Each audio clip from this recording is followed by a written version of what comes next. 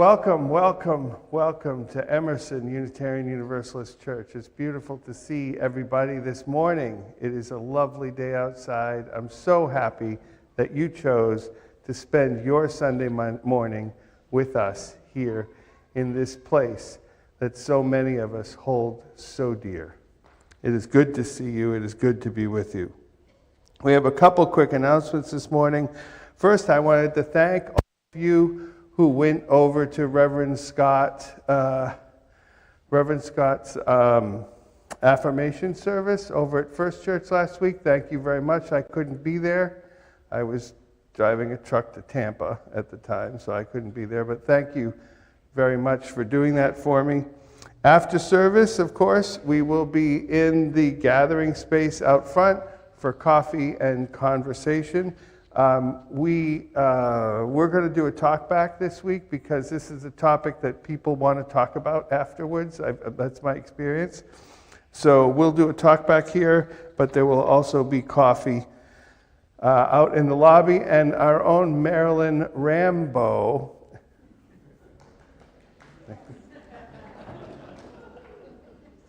will be holding a online for everybody who came to see us this morning online. We'll be holding a online coffee hour. So we invite you to join us however you see fit, here in the talk back, there in coffee, or online in coffee hour. And if you want to know how to get to the online coffee hour, we have put a link in the slideshow that you'll be seeing online. The Stewardship Committee reports that we have only one more week left in the pledge drive. Woo-hoo. Short pledge drives. How about that, huh? So if you haven't already, please send your pledge form or stop by our Growing in Spirit tree in the gathering place to pledge to the success of this congregation. We really appreciate it, and we really want to have all the pledges in by next Sunday. That would be great. Lunch bunch today is at 12:15 after coffee hour at Flo Paris, or Flo Paris, whatever. And you all know where that is? I want to got Paris in the name of the place. I got to go there. Please, whether you're new here, if you want to come out and just have a little lunch, new, old, however long you've been here, please come with us to Paris. Flo Paris.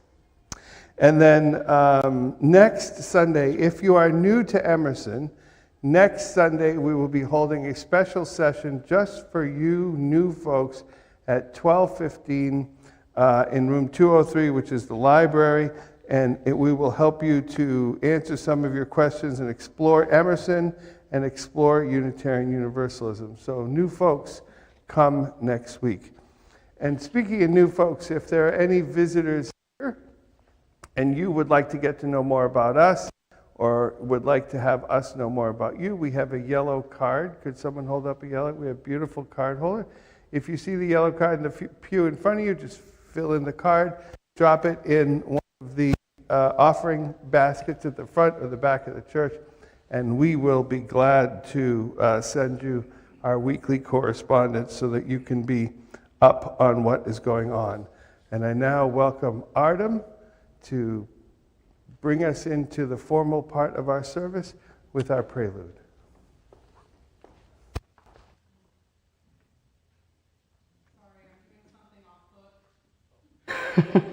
Thank you, sorry. And I just wanted to give a little blurb about our prelude and postlude today. For the topic of the service, Columbus or Machiavelli, we decided that we would also kind of do a mashup of classical music that then inspired pop music. And so each one you're going to hear little bits and pieces of classical music that then turned into pop music. So enjoy.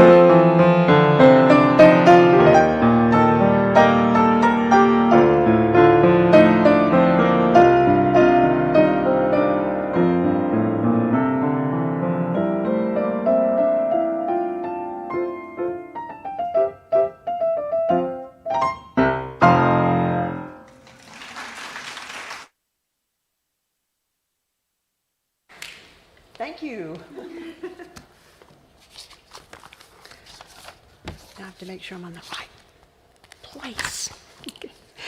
As we gather in community, we look within ourselves and to each other for strength, restoration, and inspiration, so that as we journey together, we catch the spark of the eternal spirit, and from that spark, we light our chalice flame.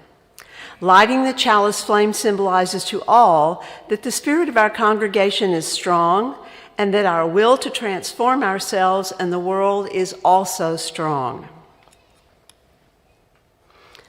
We light the flame with gratitude. We light the flame in memory of all who have gone before, in honor of all who are here now, and with joy for all who are yet to come. As we light our chalice flame here in the sanctuary, I invite those of you joining us from home to light a candle or a chalice of your own. This morning, and for the month of October, our chalice lighting words come from American neo-pagan feminist and author Starhawk, who was born in Minnesota in 1951. Community means strength to do the work that needs to be done, arms to hold us when we falter, a circle of healing, a circle of friends, some place where we can be free.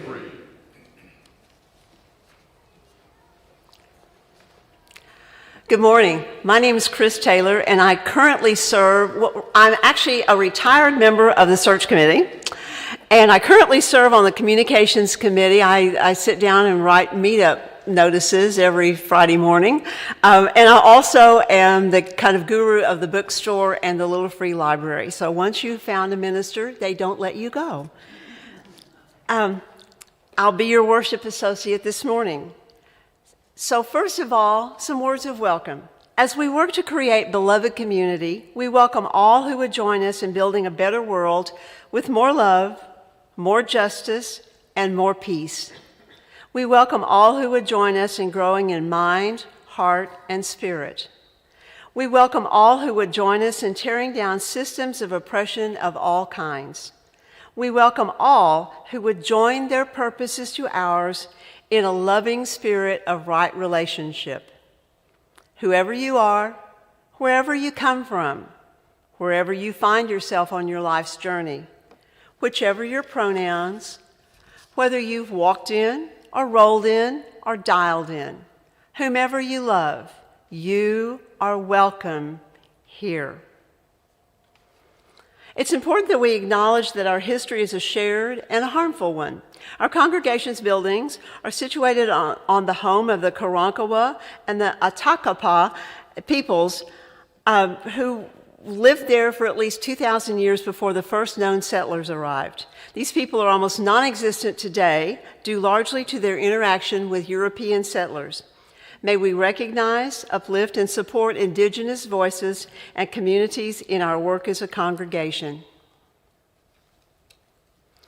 Each week, we hear words of wisdom and value from one of our 6 sources. This morning, our opening words come from Reverend Tamara Laback, who has served in Unitarian Universalist churches in the Midwest and as a chaplain. Here are her words this morning. Let us allow ourselves to hear them wholly and fully. Let us remember the blessings of purpose that we have received throughout our lives. When the fire of our soul burned brightly, we ask this day to have that clarity of spirit come forth into our lives again with the power of a mighty wind, opening the horizons of our hearts and minds to that inner fire which burns inside us all, so that our lives might be a beacon of justice and love for whatever number of days ahead are ours still to claim. And now, please help us in singing our first hymn. Stand if you're comfortable. You may stay seated, but please help us raise our voices and sing.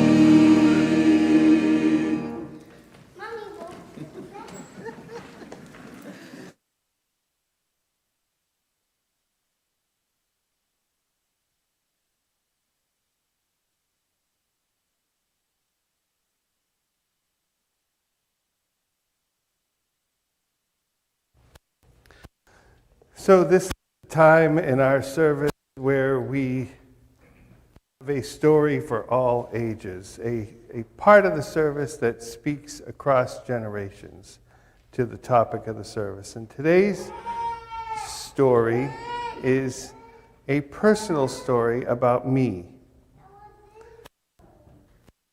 Imagine me as an 8th grader. I was once in the 8th grade, as most of you were too, probably, right? Well, I am in science class at Parkside Junior High School, a school commonly and referred to as Darkside because it's not in the greatest neighborhood. So Parkside, Darkside Junior High School, Mr. Gatzis' 8th grade science class. It may not come as a surprise to you that science was not one of my favorite topics. But we had a great curriculum, we had a great school, we had a great group of people. So I'm in Mr. Gatzis' science class, and on Friday, we took a test. And on Friday, we took a test, and it was all about the stars and the solar system and all that stuff. It was that time of the year where you made models out of styrofoam balls. I'm sure they still do, right? So I took the test, and one of the questions on the test was, what is the rings of Saturn made of? Answer the question, and people back there know. What are they made of? Ice. Okay, that may have changed because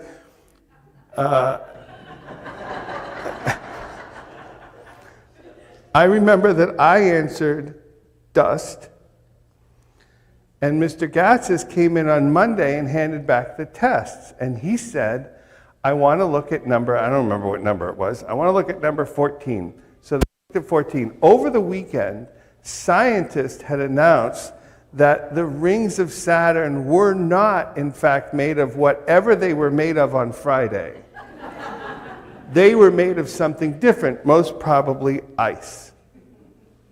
So on Friday, the correct answer was one thing, and on Monday, the correct answer was something else. Of course, I wanted to know if I still got it right, even though it was wrong. And what Mr. Gatzis said was, on Friday it was right. And I said, no, it wasn't. It was still, we were wrong about what it was. It was the other thing all along. I can't remember, let's say ice. They're made of ice. Okay. So I sat there in my science class in the 8th grade going, we really don't know what any of this stuff is. We're just guessing. These scientists were very sure that it was dust on Friday, but on Monday, they were very sure that it was ice. So at that point in my life, I decided it was all the nice sounding guess.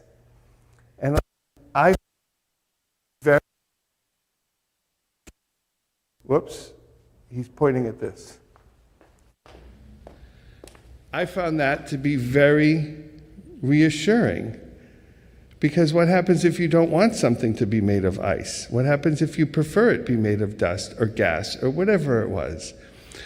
So that was my 8th grade experience with science, and I think that we have to be flexible in the way we learn things, because things can and do change. Facts every now and then get looked at.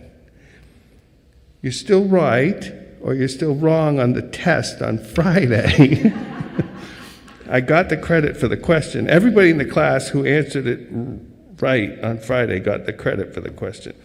But good old Mr. Gatzis took 10 minutes to explain it to us. But I just wanted to let you in on that little corner of my life and the rings of Saturn. And was it an important event for me? I don't know. That was 47 years ago, and I'm still thinking about it, so it must have been pretty important, right? So here's 2 cheers to the rings of Saturn, and I invite Chris to bring us into our offertory. Thank you.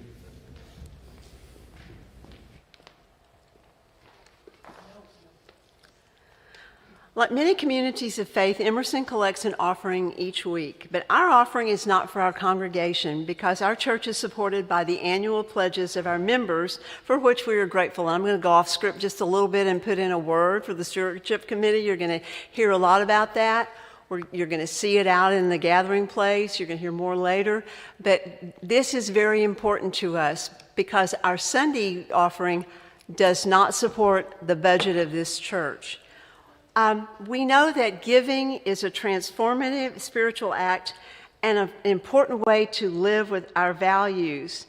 So we take a different approach. 75% of our offering goes to our October Share the Plate recipient, which is the American Nepali Students and Women's Educational Relief, or Answer Nepal.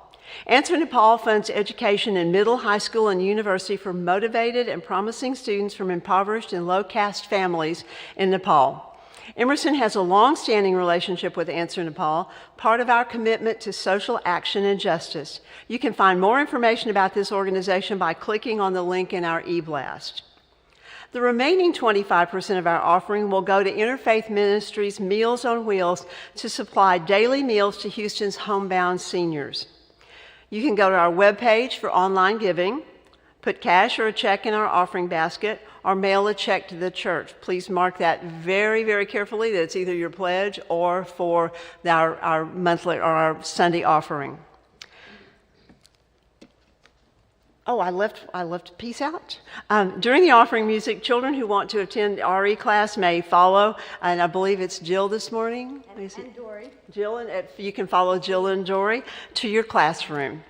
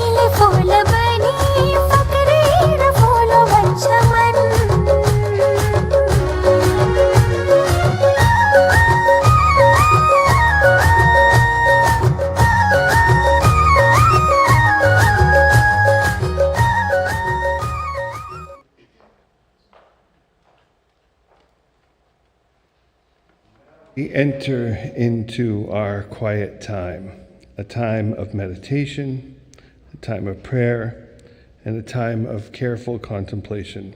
It is a joy to be together. It is a joy for us to witness and hold the daily passages of our lives. As a community, we have witnessed the joys and the sorrows, the relief and the concern, the peace and the unrest as they pass through our personal and our congregational lives. We set aside a time each week to allow these moments to transition from the life of each of us to being part of this congregation, a part of the collective whole that we are. In person, we would now invite you at any point in the service to come and light a candle and memorialize your moment in the lighting of a flame. Today, I would like to enter into the soul of this community, the violence going on in Israel and Palestine. As we know, this is the latest manifestation of a conflict that has been going on for centuries. It is a conflict that at times appears to be without resolution, bordering on hopeless. My friends, I wish I had the words to address this conflict for you. I wish I had the words to make some sense of it for you, whether you are a Jew, an Arab, an Israeli, or a Palestinian. But I don't think that the words of any one person so distant from the conflict can ever make the conflict settle into our collective and individual souls. I think all we can do, and it's a lot to do, all we can do is hold those on the ground in this war in our souls. Let us pray that the suffering of those on the ground will end and that a permanent resolution to this crisis can be found by the leaders. Let us also acknowledge and hold in our hearts that this is not the only ongoing war. There are ongoing wars of this magnitude or greater in Ukraine, Western Africa, Ethiopia, Somalia, and Sudan, each of which had a 2023 death toll exceeding what we have witnessed so far in the Israeli-Hamas war.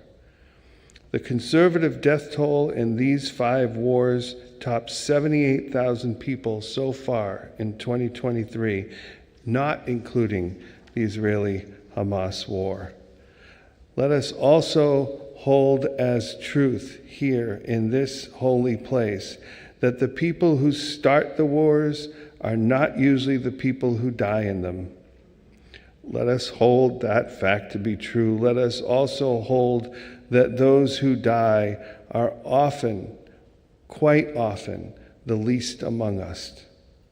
Let us hold the truth of these wars in our soul as we sit together in prayer or intentional consideration of the state of our world as together we enter into a time of meditation followed by silence.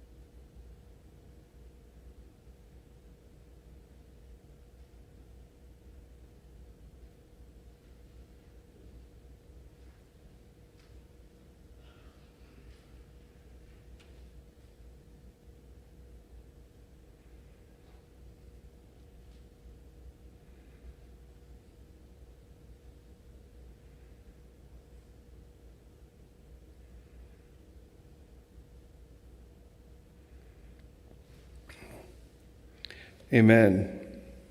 Amen. And blessed be. It is now my privilege to invite Bradley Smith to speak to the church on behalf of the pledge drive.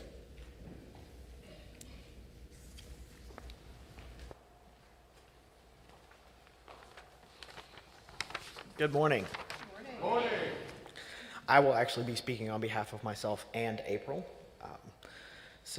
Today I want to talk to you about the deep affection we hold for our church, Emerson, and how we came to be part of this community.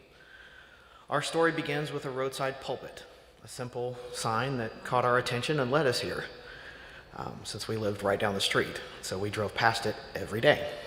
It felt like a stroke of luck, a series of fortunate events that brought us to this place of spiritual solace.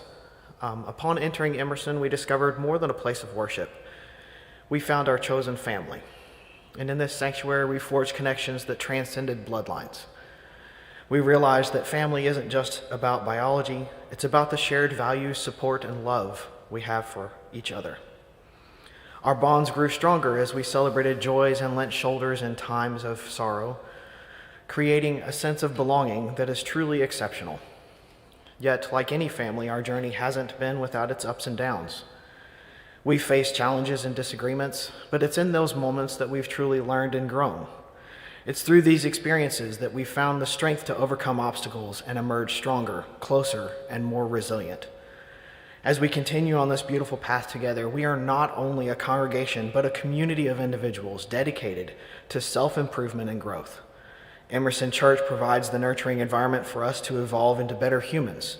Through sermons, discussions, and community service, we are constantly reminded of the values that make us more compassionate, empathetic, and understanding individuals. The love we have for our church, Emerson, is not just about the walls that house us, but the unity and shared purpose that bind us.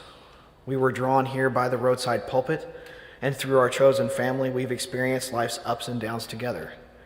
It is within these hallowed halls that we are growing into better humans, ever striving to embody the love and compassion that our church teaches us. Thank you for being part of this extraordinary journey with us, and this is the reason why we pledge to our church, so that we can continue to create spaces like this. Thank you.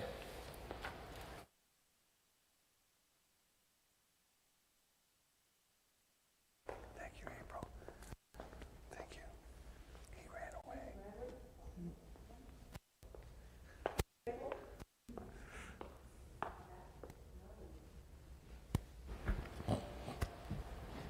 Okay, do we have magic? Oh, there we go. Thank you. I can yell really loud, but it won't work on Zoom. Today, our second reading comes from Niccolò of Machiavelli. Machiavelli was born in Florence, which is now in Italy.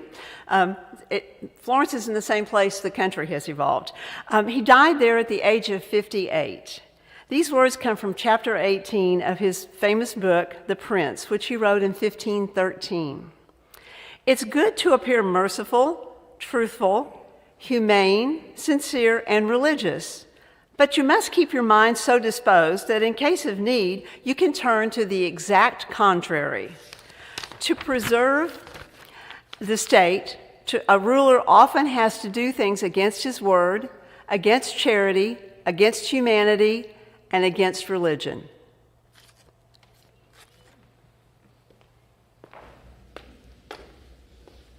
Ooh.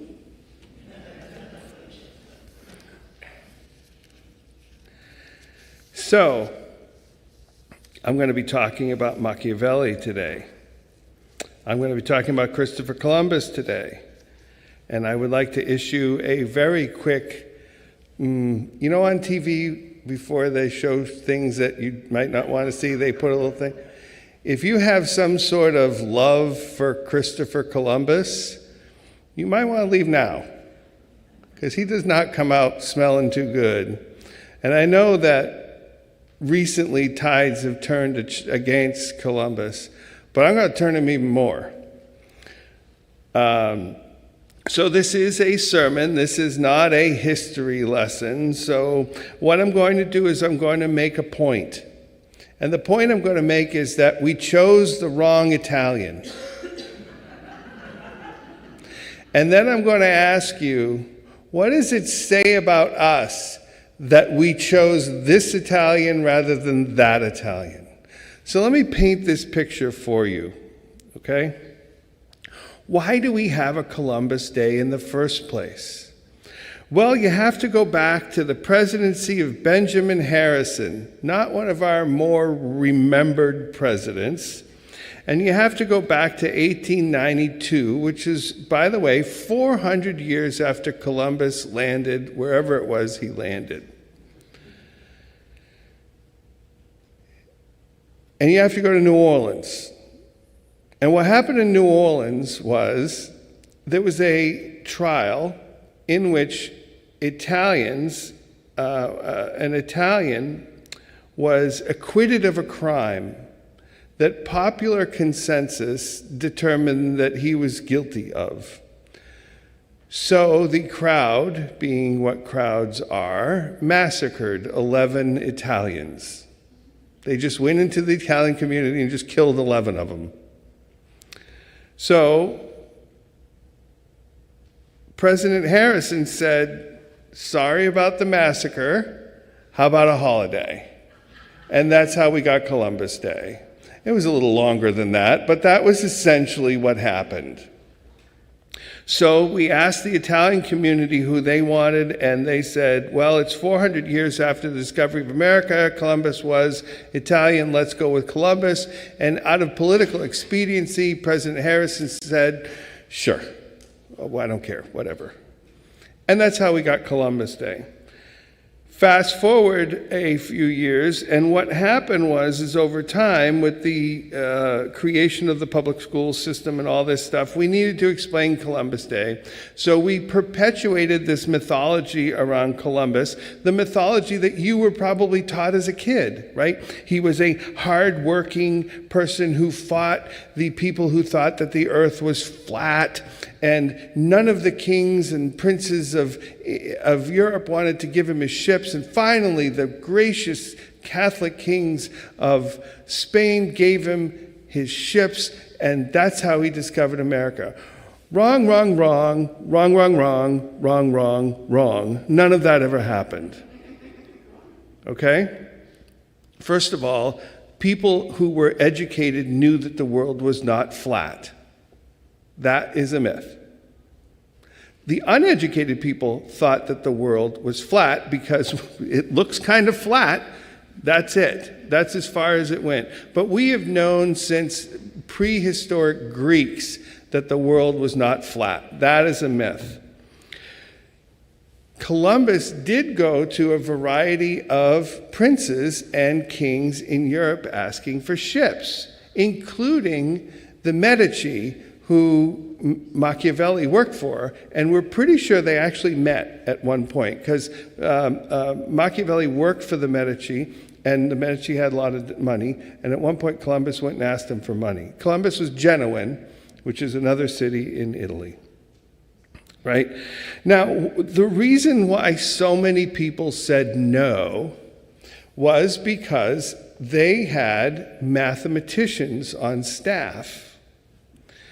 And Columbus had gravely miscalculated the size of the planet. Columbus thought it was this big when it was really this big. And the significance of that is that Columbus thought that he could provision his ships with enough stuff to get to Asia, no problem, if the world is this big. But if the world is this big, you're going to die somewhere in the middle of the ocean. And the king, all these kings and all these mathematicians explained to Columbus, you've got it wrong. He basically, because there was no standardization of measurement at the time, he basically had confused feet and yards, more or less. So he was way off on the size of the earth. It even got to a point where in Portugal they imprisoned him for being stupid. Just not listening. You're not listening. The world is, you're not going to make it. And he fought back and fought back and fought back, and he got out of Portugal just by the skin of his teeth. Because the Portuguese, these people all knew how big the earth was. They were remarkably close, by the way, to how big the earth was. Columbus was just wrong. He was just off. That's why they mutinied him. Do you remember the story? They didn't tell you this in school, but there was a giant mutiny on board all of his ships. And the reason there was a mutiny was because they wanted to turn around. They said, this is about the point of no return, right? This is about the point where we have to turn around or we're going to run out of food before we get back to where we started from. That was that. So, this is the guy that we named a holiday after. Not to mention, once he discovered the New World, he turned into a genocidal maniac, where he just wiped out people, to the point where at one point he was put in chains by other conquistadors, who are not nice people, folks. Even the other conquistadors were like, dude, you got to tone that down a little bit. You're going a little crazy even for us. So, I want to tell you about something in psychology called the dark triad. Anybody aware of the dark triad? There's something called dark triad in psychology. It is in the Statistical Manual of Mental Disorders. And there are 3 components to it: narcissism, psychopathy, and I'll tell you the third one in a minute. Columbus had 2 of the 3 components of the dark triad. This is not good. It's especially not good for someone we teach our kids about and have holidays about. So the fact that we're walking away from it is spectacularly wonderful. So how did he get his ships? He went to Spain, which was not Spain yet. It was Castilla y León. There were 2 separate countries, Aragon, Castilla y León. There were 3 really countries. And they were just forming together. Why was Spain just forming? Because who were they just on the verge of kicking out of Spain? The Arabs, right? Whereas the rest of Europe was in the Dark Ages, there were no Dark Ages in Spain. Well, there were, but only where the Christians were, up in the northern part. The rest of Spain flourished during what we call the Dark Ages. So what happened was anything that was considered intellectual was considered bad, because they were getting rid of the intellectual Arabs, and they also got rid of the intellectual Jews at the same time, right? In 1492, 3 things happened in Spain. Columbus just bumped into the New World. They threw the Jews out, and they threw the Arabs out. They threw out the intelligentsia, which was the Arabs. They threw out the money, which was the Jews, and they discovered America. That's the golden year of Spain. And there were 2 kings, Aragon, Castilla. There was Isabella, who we've all heard of, and there was Fernando, who we've all heard of. Isabella was not right, folks. One of the reasons why they had to get married and form this, because Isabella wasn't really by herself capable of ruling. Fernando was a strong king. Why did Fernando give Columbus ships? He didn't have any mathematicians to tell him that Columbus was really wrong on the side, because he's expelled them all. And he didn't really care. He leased 3 ships. They weren't even his ships. He rented them. And he got a bunch of sailors out of jail, and he said, have at it, whatever. You find something, you find something. You don't, I don't really care. You're that enthusiastic about it. The thing that was pushing it was Isabella, because Isabella thought that Columbus was commissioned by God. So there was a little bit of religion in there and a little bit of, fine, go ahead. So let's shift to Machiavelli. We have a history, we have a holiday for this Columbus guy, and here's Machiavelli. What did Machiavelli do? Machiavelli wrote a book called The Prince. We heard from The Prince earlier. He wrote a book called The Prince. Machiavelli worked in government, so Machiavelli was around these princes all the time. Now, he was in Italy. There was no one Italy at the time. It was a bunch of little places in Italy, and they were constantly picking on each other. They were constantly fighting. So these are heavily militarized groups of people. He worked for the Medicis. The Medicis were basically a bank. A giant bank. Banks were not what we think of banks now. They were sort of more, they were more like stock brokerage, and they held cash, but they also held stocks, and they held physical goods, and they had safes and stuff, and they kept stuff safe. So it was a bank, but it wasn't what you think of when you think of a bank. So Machiavelli wrote this book called The Prince. It was only published posthumously. The number of books that are only published posthumously is amazing, isn't it, when you hear about some of these books? So this guy didn't even know that he's still famous. He didn't even know that his name would become slanderous. We've all heard the term, oh, that's so Machiavellian, right? Machiavellianism is the 3rd leg of the dark triad. So Columbus got 2 of them, and we got the 3rd leg named after this guy. For doing what? For looking at the way things are and writing it down. God forbid we look at the way things are and write them down. What he did was he said, this is what makes a successful prince. And what he came down to was a super important part that is, when you look at American governance, it's just, I don't know, I think it's just gone these days. And I think maybe it's because of our exposure to, post-Enlightenment government that we saw Machiavelli in the light that we saw him, right? We saw Machiavelli as coaching people to be dishonest, coaching people to only accept the ends rather than the means. But that, if you read The Prince, that's not what he was saying. So here's an article from 2013. This was published in The Atlantic by Michael Ignatieff. And it was entitled, Machiavelli Was Right.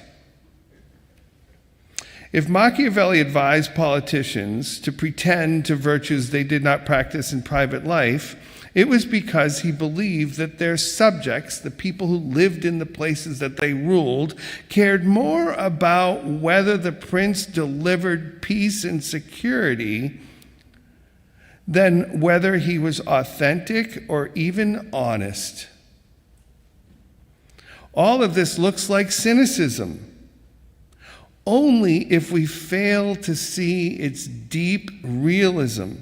The staying power of the prince comes from its insistence on the need for clear-sighted appreciation of how men really are, as distinct from the moralizing I'm quoting Ignatieff, don't get on me for this part. Appreciation of how men really are, as distinct from the moralizing claptrap about how they ought to be. Is it not leadership to stand by with your hands tied? It is not leadership to stand by with your hands tied by morality and allow chaos to ruin the lives of people you are elected to serve. This, my friends, is groundbreaking, and for that, we scandalized his name. It was groundbreaking to me.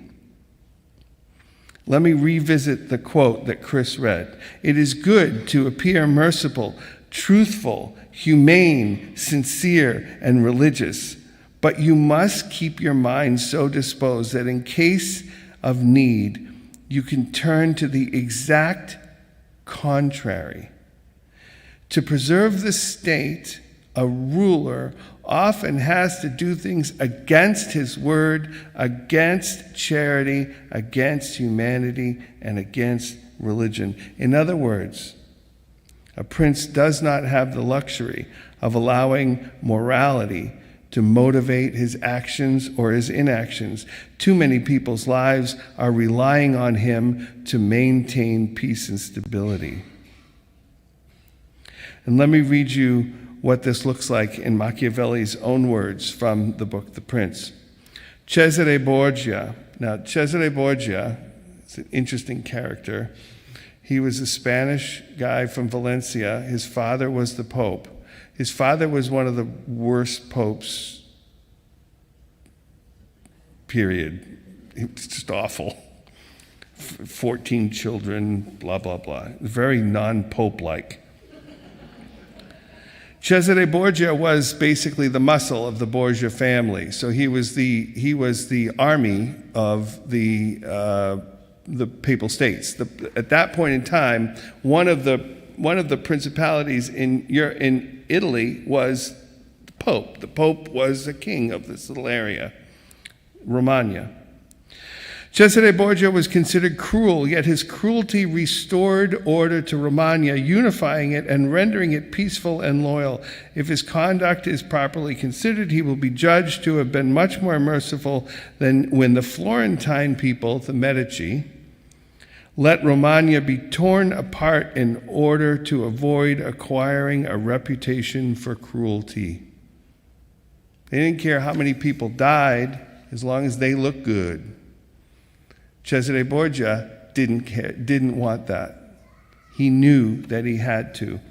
So I'm going to ask you this question. What does it say about us that we're happier with a holiday for a guy that needed several coats of paint to be presentable, while we took this other guy who just told it like it was and made his name a bad word? Machiavellian is not a good word, is it? It is a great word when you really get down to it. When you really think about it, what has to happen sometimes is not the comfortable thing. Sometimes we have to do the thing, and that's the role. What Machiavelli's point was, is that's the role of a leader. You can be the leader, but every now and then, you're going to have to do something that goes against your morals and goes against your religion, or goes if you're going to protect the peace. This is an interesting concept. This is a concept that I think rubs a lot of you the wrong way. And this is an interesting thing. But I ask you to think about it, and I ask you to think about what it says about our society, that we were happier with this spray-painted Columbus than we are with Machiavelli. I think the last time I gave this sermon, I did some research, and there are 14 statues of Machiavelli in the world and 24,000 statues of Columbus. There are countries named after Columbus, cities, states, rivers, all named after Columbus. Nothing for Machiavelli. Oh, there's something, right? A bad word. So I invite you into this space. I invite you to consider this sort of odd way of looking at things, because I think it shines a light on who we are as a country and who we are as a culture. And now, with that said, I invite you to sing our second hymn. You may stand or you may stay seated, but whatever you do, please help us in singing our second hymn. Do you hear?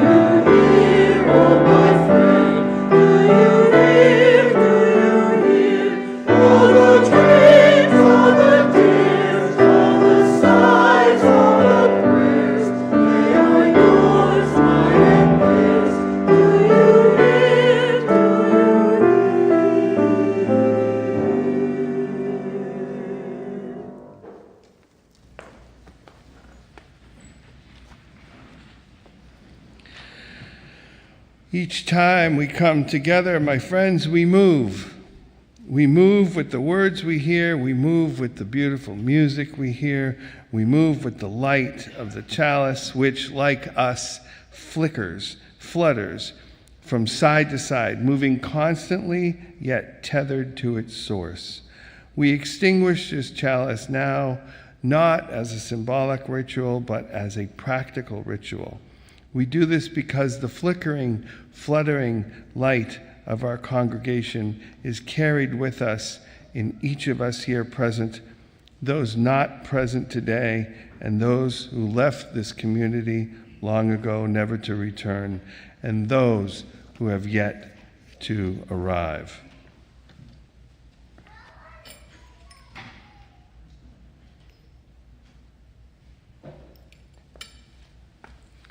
We are so grateful for your presence this morning. For those of you who have joined us on YouTube, say hey to everybody on YouTube. After the postlude, we will be ending our live streaming service. Please feel free to join Marilyn Rambo on Zoom for our online social link. The link to the Zoom room is in your weekly email, and it will also appear on a slide at the end of the service. And you can also scroll down a bit on your screen on YouTube and look for the link on the left. Thank you so much to all of our online attendees. We look forward to hosting you again soon. And to everybody online and to everybody here, may we, in the course of our week to come, be able to feel the liberating freedom of this religious path we share together. May our gods welcome us. May they challenge us to live up to our own expectations of ourselves, wherever and whatever they are. And may the world around us light up so that we might see our way back to clarity and wholeness. Amen. And now our postlude.